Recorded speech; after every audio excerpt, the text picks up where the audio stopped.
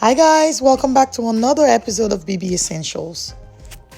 Please subscribe and hit the bell so you don't miss any of my next videos. Today's project is gonna be a mirror lantern candle holder that I found online at Target website for $52. They also have it on Amazon for the exact same price. Let's go ahead and recreate this lantern candle holder while adding our own touch to it. Let's get started.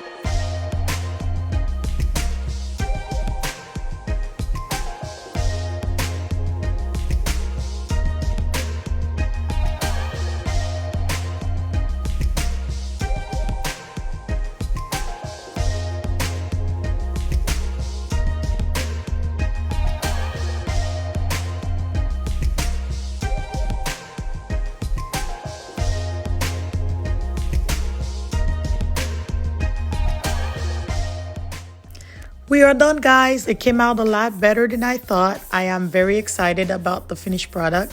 Please leave me a comment and let me know what you think. As you guys can see, I made it just a little different from the online photos, but it came out very nice. Thank you so much, guys, for watching. If you haven't done so, please subscribe and hit the bell, and I'll see you on my next videos. Ciao, ciao.